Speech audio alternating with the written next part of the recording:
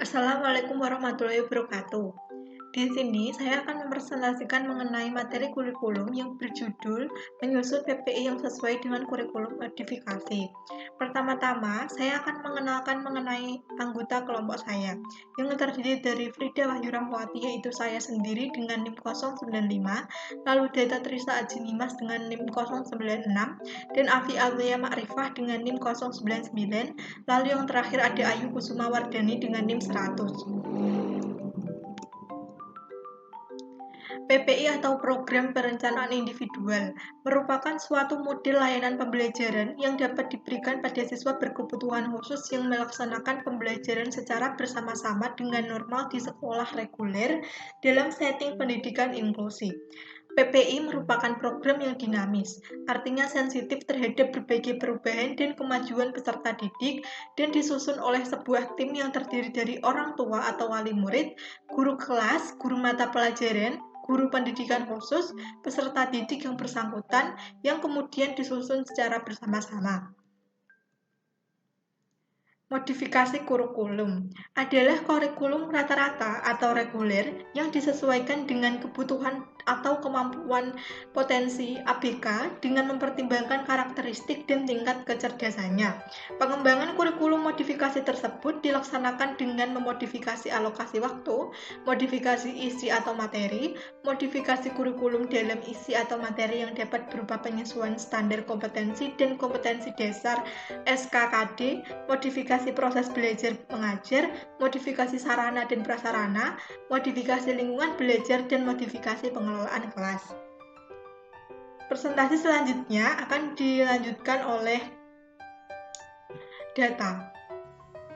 Saya Deta Trisa Ajinimas, NIM A51019096 akan melanjutkan presentasi. Selanjutnya, untuk mewujudkan kurikulum yang termodifikasi tersebut, sekolah dapat membentuk tim pengembang kurikulum yang terdiri dari guru umum, guru pembimbing khusus, kepala sekolah, orang tua siswa, pengawas, dan psikologi dan atau tenaga ahli terkait. Tim ini nantinya juga terlibat dalam penyusunan dokumen program pembelajaran individu atau PPI sebagai acuan pelaksanaan pembelajaran untuk siswa berkebutuhan khusus.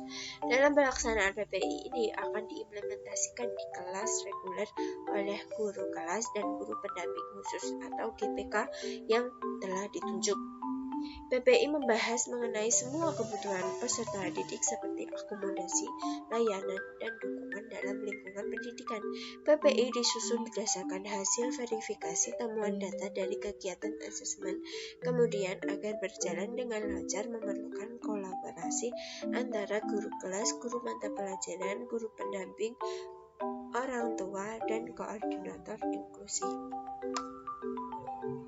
Selanjutnya, menurut ILIK, dalam penyusunan PPI memerlukan sistematika seperti 1. Tim IEP berkumpul pada persiapan IEP. 2. Guru pembimbing yaitu yang mengidentifikasi kemampuan siswa dan guru yang menggunakan informasi kinerja dalam laporan pusat penelitian bimbingan. 3. Menulis tujuan sesuai dengan format IEP. 4. Keterlibatan dan partisipasi keluarga dalam pengembangan IEP. Yang terakhir, melakukan evaluasi pada beberapa kelas. Selanjutnya, presentasi akan dilanjutkan oleh Mbak Afi. Di sini saya Afi Aulia Ma'rifah, NIM 099 akan melanjutkan presentasi. Karakteristik PPI dan IEP yang dimiliki beberapa sekolah inklusi. Yang pertama, sekolah lebih sering menyebut IEP daripada PPI. Yang kedua, format IEP dan PPI harus kompleks dan lengkap sampai penilaian. Yang ketiga, komponen IEP harus meliputi pelaksanaan pembelajaran dan evaluasi. Yang keempat, penyusunan IEP bersama-sama dengan tim inklusi, guru, dan orang tua. Yang kelima, di dalamnya meliputi komponen keterampilan dan sikap. Yang terakhir, IEP ditandatangani oleh yayasan, kepala sekolah, koordinator, GPK, guru kelas, dan orang tua. Menurut Friend 2015, halaman 113. Komponen-komponen IEP yaitu diantaranya: yang pertama, deskripsi tingkat kemampuan anak. Yang kedua, tujuan jangka panjang adalah pernyataan tentang apa yang ingin dicapai akhir tahun. Yang ketiga, tujuan jangka pendek yaitu langkah-langkah untuk mencapai target tahunan. Yang keempat, jenis layanan khusus yang diberikan adalah bentuk layanan dan modifikasi yang dibutuhkan siswa berkebutuhan khusus. Yang kelima, pengaturan pemberian pelayanan. Yang terakhir, waktu pelaksanaan dan kriteria evaluasi. Assalamualaikum warahmatullahi wabarakatuh.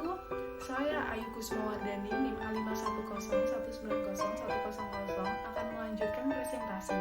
Prinsip-prinsip PPI yang pertama, menggunakan pembelajaran secara langsung, mengacu pada aktivitas-aktivitas pembelajaran yang memfokuskan pada materi-materi akademik, tujuan pembelajaran jelas, waktu yang memadai dan bersifat kontinu, isi materi yang sesuai dengan tingkat kemampuan siswa, monitoring pencapaian siswa. Yang kedua, menetapkan keberhasilan. Dalam pembelajaran yang baik sangat menekankan pentingnya penetapan keberhasilan siswa.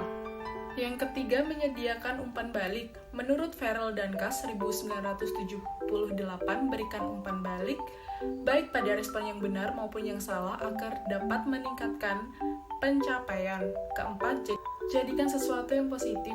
Lovett mencatat bahwa seorang guru yang baik adalah memuji anak didiknya, membiarkan anak-anak datang kepadanya untuk membantu dengan menggunakan tata cara yang baik, menunjukkan rasa percaya pada anak, bergabung dalam humor kelas, menjelaskan lebih dari satu kali, dan meminta anak-anak untuk membantu dan menjadikan pekerjaan dilakukan dalam suatu ketenangan dan ruangan yang rapi. Kelima, upayakan untuk selalu memotivasi siswa. Umumnya para siswa yang mengalami kelainan tingkat ringan membutuhkan support dan dorongan dari yang lainnya untuk mendukung minat dalam pekerjaan sekolah. Keenam, memastikan atensi. Gunakan pendekatan secara fisik. Hal ini memungkinkan para siswa untuk melihat dan mendengar guru secara mudah. Lebih dari itu, bila guru melihat seorang siswa memalingkan atau melamun, dapat digunakan sentuhan untuk mendapatkan perhatian siswa. Yang ketujuh, pengajaran yang menyenangkan.